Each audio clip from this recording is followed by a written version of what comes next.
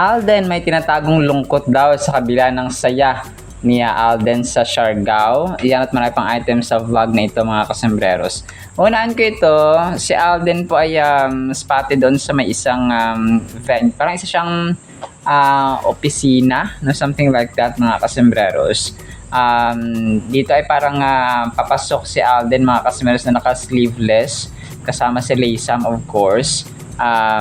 Tapos ay naka-sleeveless dito si Soiti. Parang papyaw lang tapos walang audio. Tapos pagpasok niya ay siguro gagawa sila ng eksena dito sa loob or ito yung inaistihan nila mga kasembreros, no? Na somehow parang office na at the same time ay pwede siyang istihan, no? Dito lang kasi na area ang kinuhaan yung pagpasok ni Alden naka-chaleco siya naka-sleeveless mga kasembreros. Tapos binati pala, May 11 pala no yung birthday ni James Reid. Kung kaya binati siya ni Bong Gonzales na best friend ni Kath mga kasembreros. May 11, 1993 ang birthday ni James Reid mga kasembreros. So may shinare dito na isang video si Bong Gonzales. So si Bong Gonzales close nito kay Alden nung time na promo ng Hello Love Again, nung nagkasama ang Kath din mga kasembreros. Ang ginawa pala, long time friend din pala ito, no? Or long time best friend si Bong Gonzales at saka si James Reid mga kasembreros. Kasi yung shinare niya dito na video ay yung nagpa-picture sila ni Bong Gonzales, tapos part nga na ng Someone Someday na parang photo shoot, tapos yung bata pa sila, no? Parang mga teenager siguro or something 20s mga kasembreros. So ang cute pa dito na ni Bong Gonzales mga kasembreros. So si Bong Gonzales kasi ay part din ng Someone Someday na cast. So apart from their their photo shoot dito sa Someone Someday ay yung kanyang litrato nung maliit pa sila mga kasembreros. Tapos may isang video dito, dalawang videos actually na shinare din ang malapit doon sa pinagsushootingan nila Alden, no? Sa may Siargao nga mga kasembreros. Parang nag-change sila ng venue. Hindi na sila doon sa may Magpupungko Beach mga kasembreros na part nga ng Love Siargao or isa sa mga beaches doon sa Love Siargao mga kasembreros. So parang nasa malayo siya, no mga kasembreros. Si ate na nag-video, tapos ay yun, parang sasabi niya na magsushoot nga dito si Alden, no? At saka si Nadine mga kasembreros sa area na kung saan sila ay parang hindi naman siya overlooking view mga kasembreros. So pero parang isang rest house yata, no?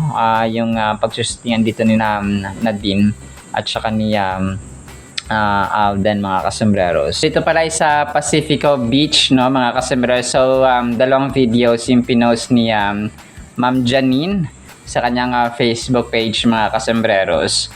So dito sina Alden na Nadine of course. Para siyang rest house, no? Or parang isang cottage na mamahalin mga kasembreros. So ano pala siya, Pacifico Beach, no? Dito mga kasembreros yung kanyang dito yung kanyang pangalan mga kasembreros. So wala na sila doon sa may Magpupungko Beach mga kasembreros. Tapos may isang picture dito na shinare ang isang admin. Yung picture na si James Reid at si Kath ay parang nakasandal, no? Si Kath mga kasembreros kay James Reid. Tapos parang birthday greeting kunwari ni Kath kaya James Reid kasi nga nag-birthday siya noong May 11 mga kasembreros. So parang parang recall lang mga kasembreros kasi nga matagal na itong picture nila nung parang nagsisimula pa lang sila mag-shoot ng Someone Someday mga kasembreros. Tapos ayun, isa sa mga actually major item natin mga kasembreros. So may tinatagong lungkot si Alden mga kasembreros. Yung mga tao parang nagsispekulate sila na Dahil nga dito sa mga nangyari sa mga spotted daw sina Mark at saka si Kath, no? Tapos si Alden daw ay parang tinatago na lang sa mga saya, sa mga ngiti, sa mga outings at saka enjoy doon sa Siargao mga kasombrero. So yun yung parang naisip ng mga tao, no? Na parang pantakip na emosyon, no? Na tunay na nararamdaman ni Alden mga kasombrero. So may isang video rin dito na yung time, ito na yung time na parang nagpamasahe si Phenomenal Box Office Cinema King mga kasombrero sa kanyang likod para magtanggal ng mga lamig-lamig mga kasombrero at saka mga hangin mga hangin sa likod ni Soiti mga kasembreros. So kaya pala siya nagpamasahe, no? So maswerte naman si kuya na nagpamasahe sa ibang tao. Maswerte naman ni kuya na nagmamasahe kay Soiti mga kasembreros. So ito pala may bit-bit siyang unan, no, nung nakaraan mga kasembreros. So grabe kasi kahit nasa labas ay may nag-video pa rin sa kanya mga kasembreros, no, hindi alam ni Soiti. Hindi alam ni Soiti na kalat niya yung mga videos ng iba mga kasembreros kahit na nagpapamasahe siya mga kasembreros. So yun po, no, palagay ko naman genuine naman kasi naisip ko rin to minsan pag nagpo-post si Alden about life, no, pag kasi recently nagpo-post din siya ng mga malalalim na mga thoughts sa kanyang Instagram story. So parang no, parang pantakip pantakip lungkot na lang itong ginagawa ni Alden minsan, pero may mga times naman na genuine yung kanyang happiness, of course mga kasembreros, while doing yung Love Siargao mga kasos. Pero sometimes di ba nga ako minsan nagugulat ako sa mga pinopost ni Alden na siguro nito sa mga ganap nina Kailin at saka nina Christopher Diwata at saka na Adrian Lindayag, pero nagpo-post pa rin siya ng mga malalalim na thoughts about life, about yung mga lesson learned sa mga Instagram stories niya mga kasmas. Kaya ako parang siguro may tinatago si Alden na alam mo yon, hidden feeling niya mga kasembreros or tunay na nararamdaman. So kasi hindi natin maikakaila mga kasembreros, alam naman natin na talagang ideal girl ni Alden si Kath, no? Very kind, no, very mabait, family oriented. Parang nagkakasunod talaga sila sa halos lahat ng bagay, no?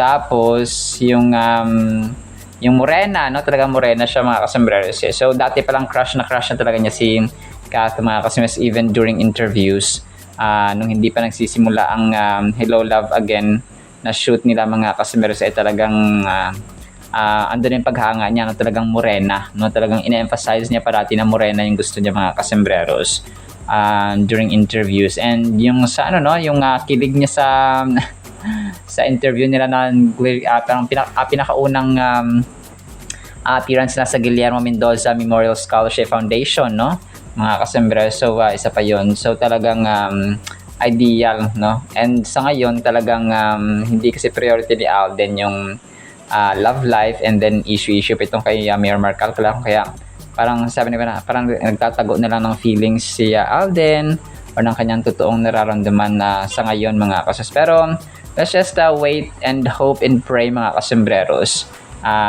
kay Sir Alden din po, no, at sa bawat isa na maging okay lang lahat mga kasembreros. So huwag tayong mabahala masyado. So parang nandun lang yung thought din na parang may tinatagong lungkot si Phenomenal Box Office Cinema King mga kasembreros sa mga kaganapan. Tapos speaking of yon kasiyahan, may shared na mga random photos din dito pala, no, yung isang admin sa ganap ni Alden at ng Team Love Siargao mga kasembreros. So medyo malabo lang yung mga pictures, pero ito po ay mga candid shots, no, ng Love Siargao team doon sa isa sa mga venues mga kasembreros na pinuntahan nila. So dito ay parang may mga niyog, kasi talagang niyog talaga mga kasembreros ang Siargao, no. Nandun talaga yung dito yung isa sa mga tanim talaga or main products or main plants mga kasembreros na tinatanim doon sa Siargao ay itong mga niyog. Kahit dito sa amin, number one talaga ang niyog mga kasembreros, niyog at saging, no, yun talaga. Kasi nga kahit mabaha ay hindi siya namamatay, at saka mahal din po ang presyo ng niyog mga kasembreros. So talaga napunta na sa niyog, no? Pero ito na, no? Parang kasama niya dito sina Choi Bo-min, sina Nadine of course, no? Si Nadine Ghostre. Tapos hindi ko lang alam kung dito si Adrian Endaya, Christopher Diwata of course andito, si Gab Lagman, parang bihira nila makasama si Vince Maristella, no? Mga kasembreros, at saka si Colleen Garcia. So ito talaga yung circle of friends dito sa Siargao, si Kailin, si Choi, si Nadine, si Alden, si Kailin, si Christopher Diwata, no? Si Choi Bo-min, no? Minsan na kasama nila, si Adrian Indayag, and then si Miss Garlic Garcia, mga kasembreros.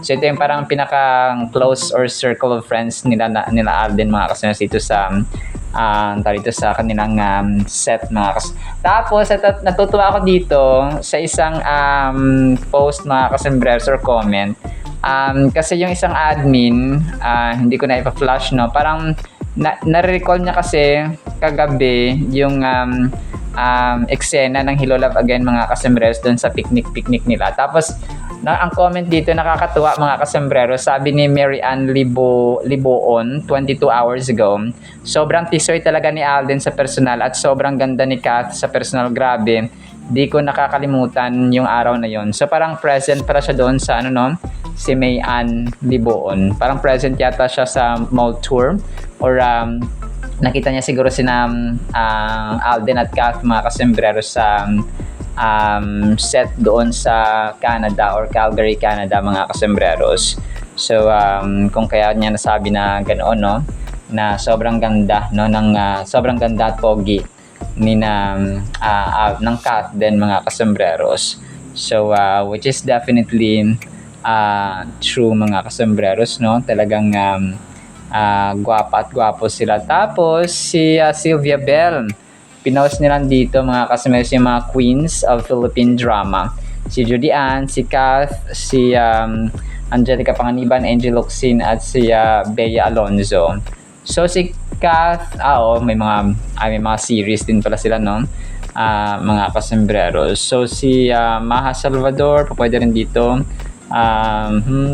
Julia Barreto, pwede rin po, no? Pero yun po, na-post nila dito, no? Parang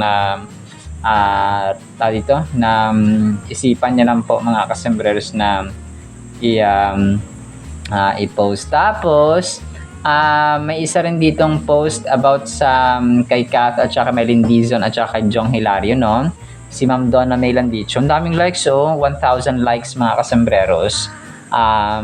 Tapos one day ago nilang na-post pa, no? Si Catherine, Maylin Dizon, at saka si Jong Hilario, mga kasembreros. So kasi di ba part sila ng Mara Clara, no? Kung kaya close din ang tatlong ito, mga kasembreros. Tapos okay, si Ralph Kevin, pinost niya yung Someone Someday. Parang hindi ko lang, parang in-edit siya, mga kasembreros, no? Someone Someday, upcoming teleserye ni na Catherine Donato, James Lee, at Maha Salvador. So 22 hours ago. Parang in-edit niya lang yung picture na parang nag-semi-animated form. So, ang daming likes, 253, mga kasembreros. So, yun po, talagang ang lupit lang din ng ginawa niya rito, mga kasembreros. Tapos, natatawa ako dito, mga kasembreros, yung yung pinost dito ni Rizken 9 hours ago. Si Mayor Mark Alcalá yung kasama ni Mama Min, mga kasembreros, dun sa may headliner of the year. Si Alden po mismo ang kasama niya dito. In-edit lang po yung picture, mga kasembreros. Ay may pag-greetings ba si Mayor kay Mama Min?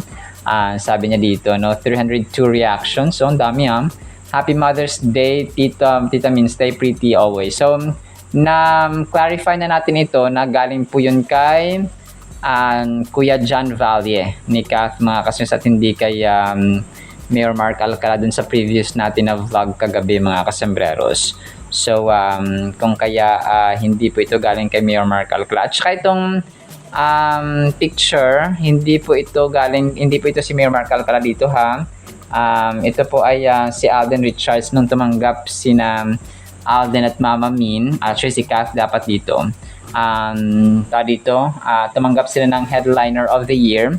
Ang Kath din, mga kasembreros, dahil sa Hello Love Again nga. Parang 2025 pa ito na ginanap, no, or parang parangal ng Manila Bulletin, no, headliner of the parang Feb 2025 if I'm not mistaken mga kasus, February 2025 pa ito na umattend pareho sina Mama Min at saka si Alden para kunin yung award na headliners of the year mga kasembreros.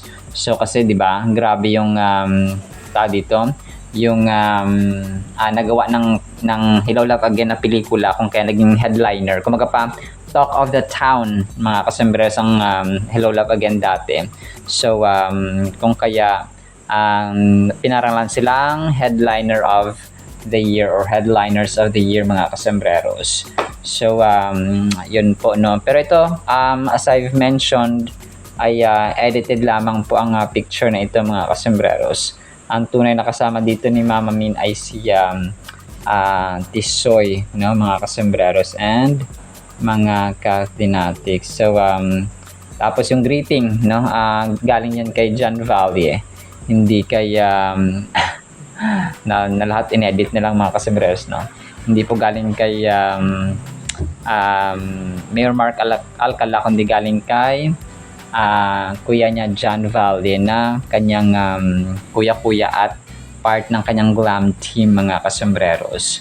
So para malinaw lamang po tayo sa part na yon. Tapos last item natin ito mga kasembreros, si Soy Tino, yung kanyang if I'm mistaken, yung kanyang CDO Carne Norte or CDO home style corned beef na dito na commercial, ayan, na-feature din para siya dito, no, mga kasembreros. So ano ito, no, parang ginawang picture lang na mga kasembreros yung kanyang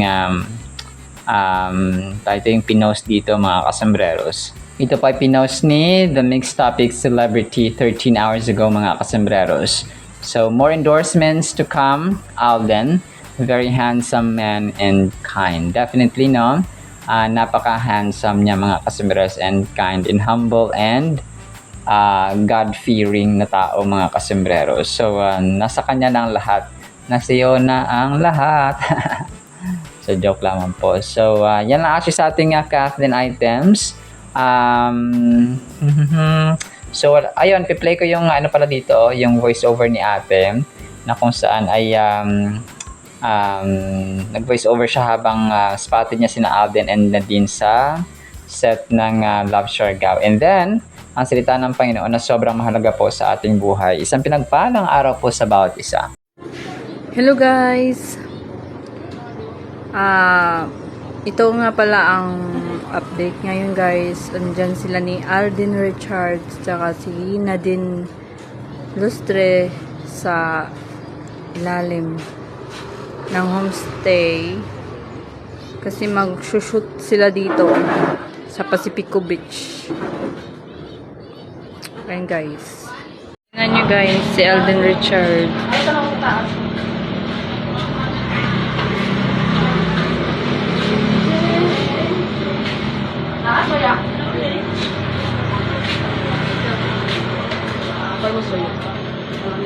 Sobrang sweet at comforting ng word ni Lord mga kasembreros. Ang title natin ay Iingatan ni Lord Forever. Grabe, no? Psalms chapter 12 verse 7.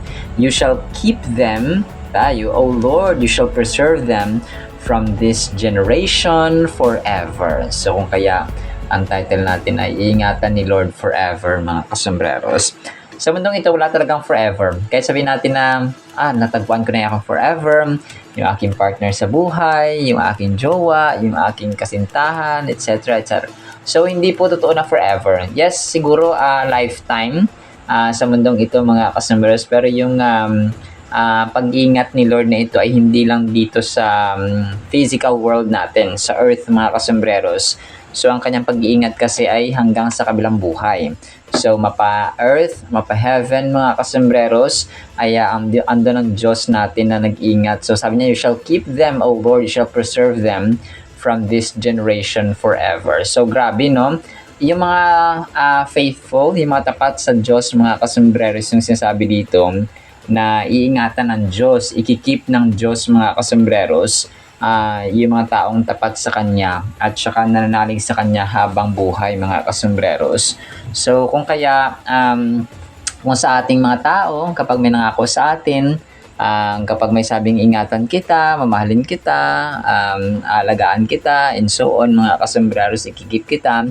So tama naman, no? Kung pwede natin, kunwari asawa natin o mamahal natin sa buhay. But more than that, ay yung ang pangako ng Diyos, mga kasomberos, dito sa Psalms chapter 12 verse 7 na iingatan tayo, no? Kapag tayo po ay tapat sa Kanya. Tayo lang yung, nasa atin kasi yung choice. Nasa tao parati ang choice, mga kasos, because we have freedom of choice, no? Bapa, meron tayong free will, mga kasembreros, na kung gusto ko maging nurse, kung gusto ko maging doktor, gusto kong gawin to. So, as long as, mga tao nga, as long as hindi nakakaapak ng ibang tao, hindi na nakakaapi sa ibang tao, gagawin nila yung gusto nila, mga kasos, hanggat sa ikakasiyan nila at ikakasatisfy nila sa buhay, mga kasembreros. So, ganun ang takbo ngayon no? Mga kasembreros. So, meron tayong freedom of choice. Pero pag ang freedom of choice natin or ang free will natin ay hindi kasama doon ang freedom natin na magbasa ng Biblia, freedom na manalangin, freedom na maglingkod sa Diyos, freedom na sumunod sa Kanya, freedom na gawin ang Kanyang kalooban, and so on, mga kasembreros, ay mali po yung meaning ng purpose kaya natin pong isin sa pamuhay araw-araw. Because pwede naman magtrabaho ang tao, no? Magtrabaho sila, mag-earn sila, bibili nila ang gusto nila, pupunta sila sa kung saan nila gusto. So parang ganoon, mga kasama, hanggat wala sa sakit, hanggat kaya nila. So, pero hindi nila alam na kung wala ang Diyos sa buhay nila, kung wala ang Diyos sa buhay natin, mga kasama, we don't have faith in God, ay useless po ang lahat, no? Para tayo nag-multiply ng 1 trillion equals 0 is equal 0. So kahit na billion pa yan at saka trillion pa yan, mga kasembreros, ay walang purpose, no? Parang meaningless siya, mga kasembreros. Yes, satisfy ka sa ilang moments, sa isang taon, isang buwan, isang araw, isang linggo. Pero ang totoo, kapag nagpatuloy na ganyan, na wala kang purpose at wala kang panahon sa Biblia, yung freedom mo talagang ginagamit mo lang sa gala, sa ganito, sa ganyan, without God, everything is meaningless and useless, mga kasembreros. So, ganun po siya, no? Talagang dito ay grabe, no? Napaka-sweet at saka napaka-comforting nito, mga kasembreros. Kung kaya, yung mga taong nakaka-experience ng anxiety, may mga napapanood niya ako mga video sa TikTok, diagnosed sila with anxiety disorder. Tapos yung mga remedies, yung mga pinapatake sa kanila ng mga gamot. So, mahirap kasi yung dependent tayo sa gamot, mga customers, kapag meron kang anxiety or depression. Kasi pag dumipende ka na dun sa gamot mo, dumipende ka na dun sa medicines mo, mga kasembreros, ay wala na, masira yung kidney mo, for example. Yung urinary tract mo na masira, mga kasembreros. So, whereas, kapag ito, magbasa lang tayo ng salita ng Panginoon, mga kasembreros, manalangin sa Kanya, at ibigay sa Kanya, mga kasembreros, ng ating mga worries and depression, ay gagaling tayo. Kasi, yung battle of the mind, yung anxiety, spiritual battle yan, mga kasembreros. Humapa yung ating kalaban ng ating isip. So, we need to fill in our minds with the Word of God. Because the Word of God is powerful, alive, active, mga kasembreros, no? Sharper than any two-edged sword that can penetrate even to the bones and marrow, no? Deep, kapapa sa ating kailaliman ng ating kaluluwa, mga kasembreros, ay pwedeng mag-penetrate ang salita ng Panginoon. That is why, kapag tayo po ay may anxiety disorder, yung pinakaunang requirement at pinakaunang step na gagawin natin, magbasa ng salita ng Panginoon, yung Biblia, available yan, mga kasembreros.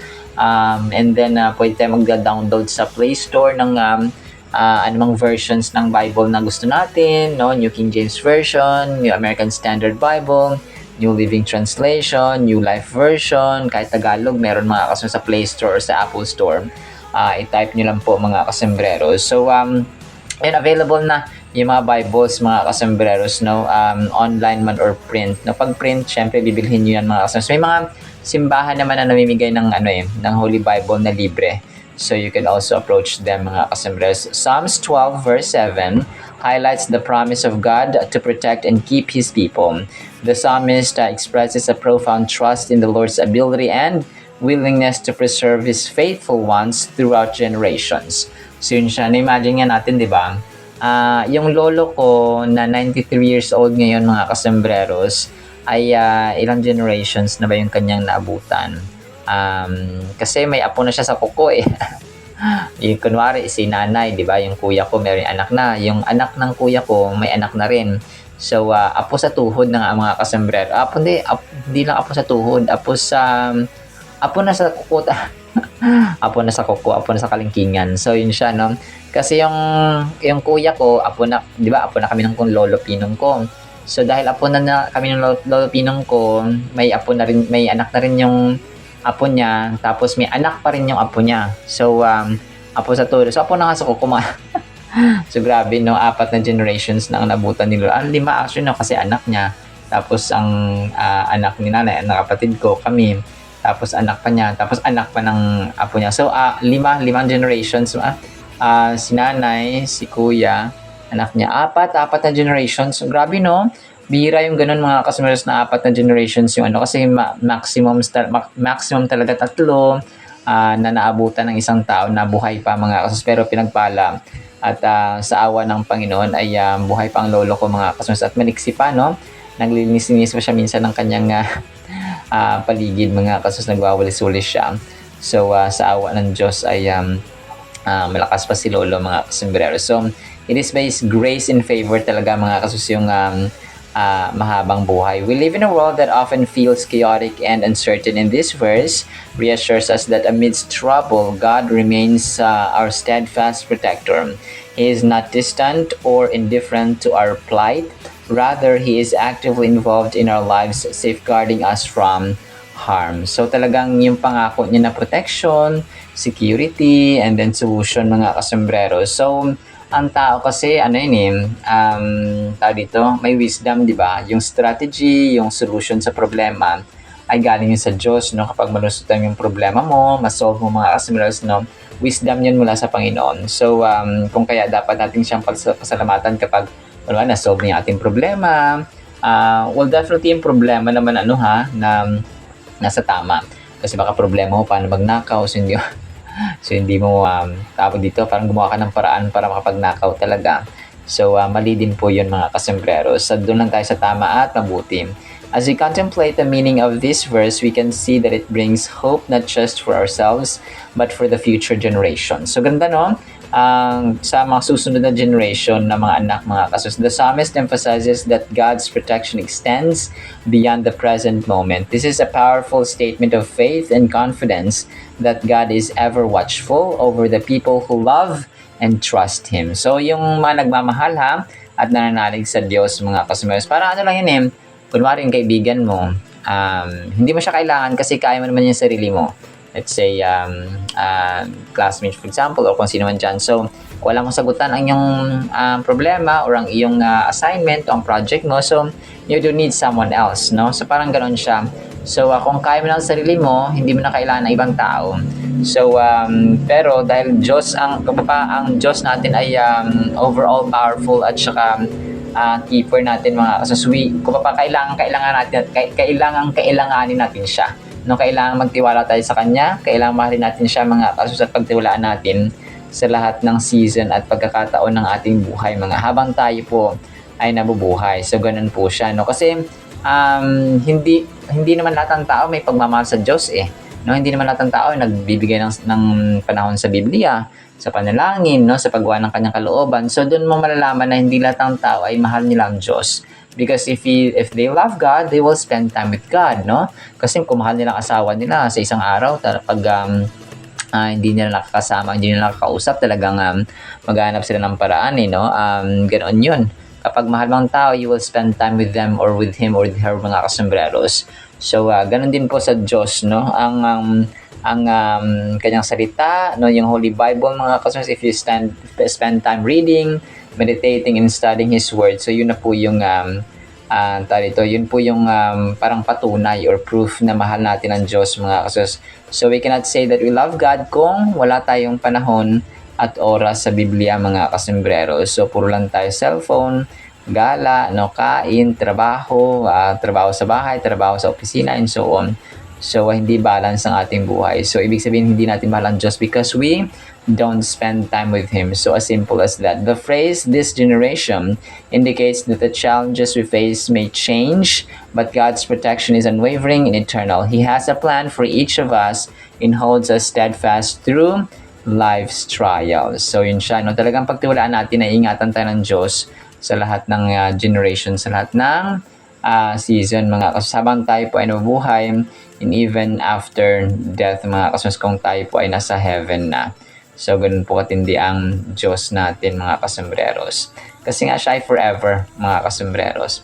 Alright, sinabi po sa ating Word of God, ha? No, po ipagpalaan po tayo ng pag-ibig, pananampalataya, pag-asa, and maglaan talaga tayo ng panahon sa pagbabasa ng kanyang salita sa Biblia, manalangin at gawin ang kanyang kalooban as a whole. In the mighty, holy, sweet, magnificent name of the Lord Jesus Christ, we pray, with the communion of the Holy Spirit of the living God. And everyone said Amen and Amen. See you sa next segment, mga kasamaras, and paalam po. I love you all.